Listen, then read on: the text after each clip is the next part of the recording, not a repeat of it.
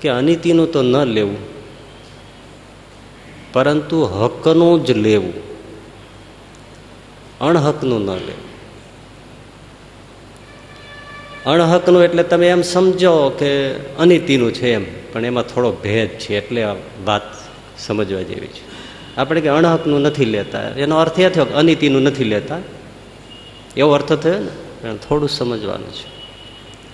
હકનું લેવું, અણહકનું ના લેવું. એટલે ખાલી અનિતિનું ન લેવું એવું નહીં. સમજો, એક શેઠજીએ પોતાને કંઈ કામ હશે એટલે એક મજૂરને પોતાને બંગલે બોલાવ્યો, અને પેલા મજૂરે બધું કામકાજ કર્યું. આખો દિવસનું બધું જે કંઈ હશે, સાફ સફાઈ આ તે બધું કામ કર્યું. અને શેઠની પેલા મજૂરની ચોકસાઈ, કામની ચપળતા, સ્વચ્છતા એ બધી જોઈને શેઠ બહુ રાજી થયા. પેલા મજૂરને સાંજ પડે 500 રૂપિયા આપ્યા. ખોટું છે કશું? કશું ખોટું છે? પેલા મજૂરે એમાંથી 200 રૂપિયા લીધા, 300 શેઠને પાછા આપ્યા. શેઠે કહ્યું, કેમ એવું કર્યું? મારું મહેનતાણું સાહેબ આટલું થાય, 200 રૂપિયાનું થાય, મારી નોર્મલ મજૂરી આટલી જ ચાલે, 300 રૂપિયા પણ હું ખુશ થઈને આપું છું ને, એ અણહકનું છે, મારા હકનું નથી. તમે સમજો, મારો હક નથી. હું કોઈ બ્રાહ્મણ નથી, હું કોઈ સાધુ નથી કે હું તમારો દાન સ્વીકારું. હું ભેટ કેવી રીતે લઈ શકું? હું કોઈ બ્રાહ્મણ નથી, તેમ હું કોઈ સાધુ સંત નથી. તો 300 રૂપિયા તમે મને કેવી રીતે ભેટ આપી શકો? મારી મહેનત ના, મારો બસ મહેનતાણું 200 રૂપિયાનો થાય છે, એટલે 200 રૂપિયા હું લઉં, 300માંથી 1 રૂપિયો હું ન લઉં. આ એક જણાએ આવું નથી કરવું, એ દ્રષ્ટાંત નથી. જે કોઈ સમજનારા એવા ઘણા અમે જોયા છે, એ પોતાના પરિશ્રમનો જે સ્કેલ હોય એટલું જ લે, વધારે આપો કાં પાછું આપી દે, અને કાં કોઈ દેવ મંદિરમાં દાન કરી દે. મારું નથી, મારા પસીનાનું તો નથી જ, એટલે હું ન લઉં.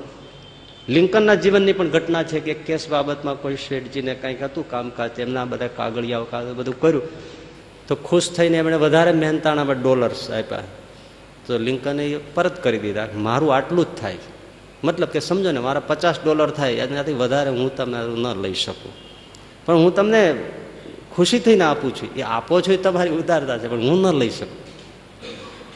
એટલે કોઈ પણ સમજદાર સદબુદ્ધિ જેને છે એને આ વાત સમજાય. ગુરુ સદબુદ્ધિ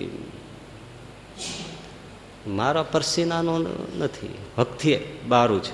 સમજાય છે? જલ્દી આ વસ્તુ સમજવી એ બહુ નહીતર કે એમાં શું આપે છે ને, આપે છે સામેથી, તો એમાં શું વાંધો છે? ના,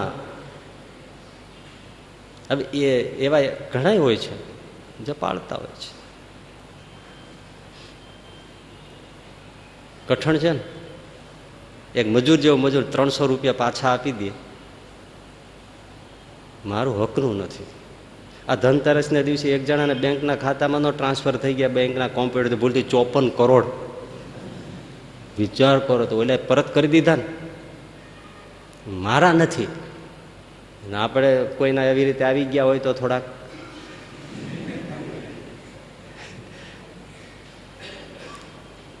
આપણે ક્યાં લેવા ગયા હતા,